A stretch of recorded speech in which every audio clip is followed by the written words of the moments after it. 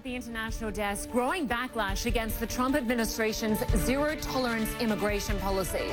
And the World Health Organization issues a stark warning on the effects of gaming on mental health.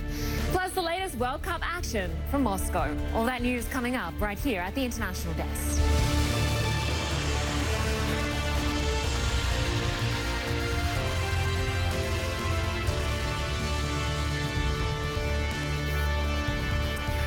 Welcome, I'm Lynda Kinkade. We begin with outrage across the U.S. over its zero-tolerance immigration policy.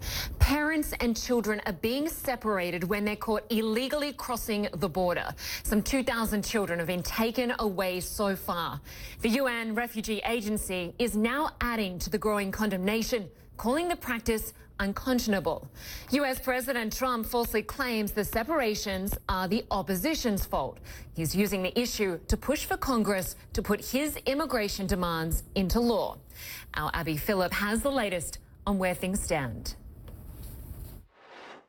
They're using the grief, the tears, the pain of these kids as mortar to build their wall. Growing bipartisan outrage over the Trump administration's practice of separating children from their families at the border. But certainly some shocking conditions there. I want to go now to our live war CNN political analyst, Kyrone Demerjian, joins me now from Washington. Good to have you with us.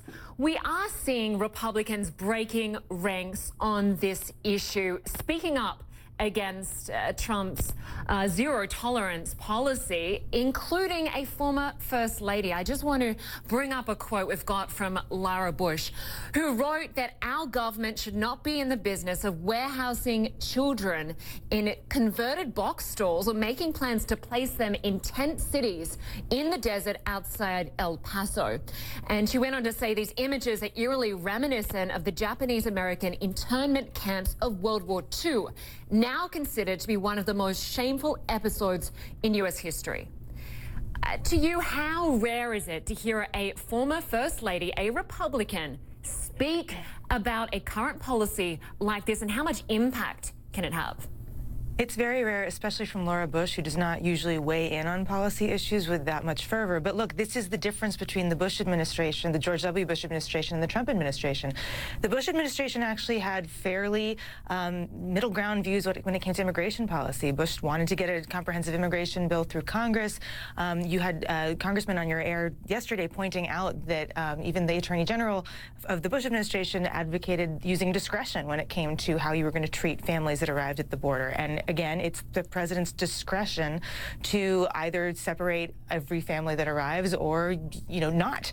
And you are seeing the stark difference between the previous Republican administration and the current one, and that represents in many ways the schism in the GOP over this. It's not just first ladies, it's not just presidents, it's going down to all areas of the party where people are saying this isn't who we are as Americans, and this isn't what we have to do to make the point that we are not in favor of illegal immigration.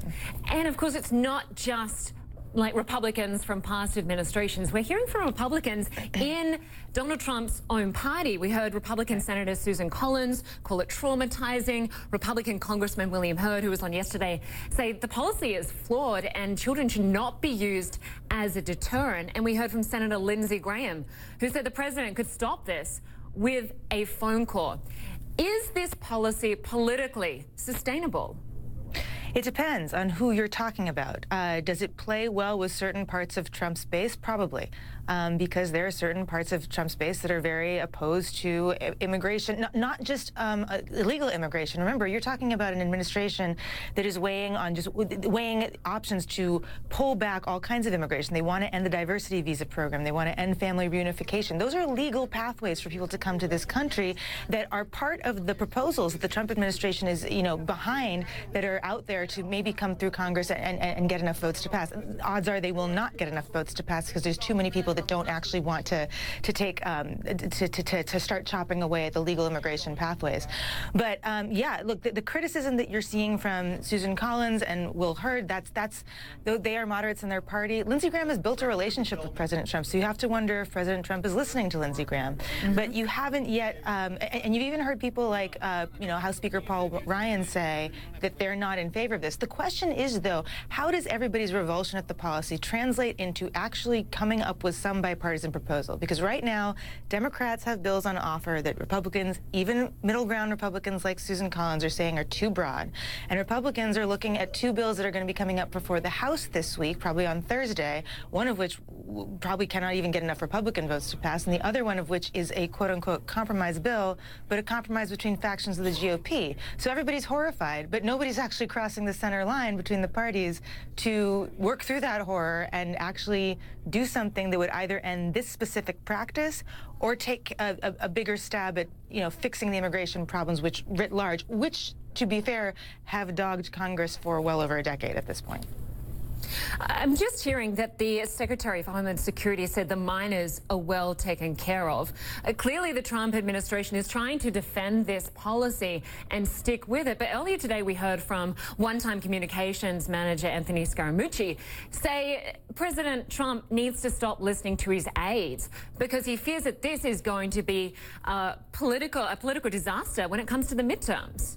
Yeah, I mean, that is a healthy school of thought in the GOP. Rudy Giuliani, I believe, was on television yesterday saying that the president's getting bad advice from his attorney general on this policy, too. I mean, those are people that are fairly close and fairly defensive of the president saying this is a bad idea. And certainly the Trump administration is trying to put the best possible spin on it. You heard the president saying, oh, this is the Democrats' fault because it's their law. It's not a law. It's a policy that's chosen to implement. And you've also heard, as you just said, the spin of, oh, we're taking good care of them. Okay, and as your reporter just said a few moments ago, yes, she saw children with snacks, with water, so they're being treated well in a physical sense. But what about the emotional sense? When you're talking about little kids being ripped away from their parents, that is the line that a lot of people are using to criticize this policy. It doesn't matter how well you treat the children as, human life forms. If you are not taking into consideration that children are pretty vulnerable and dependent on their parents, especially when they're in a strange place that they're not familiar with and don't know where they're going next and may not know the people that actually take them in next. That's something that there's an argument right now within the GOP, definitely within the country, about what's humane and what's American and what's not.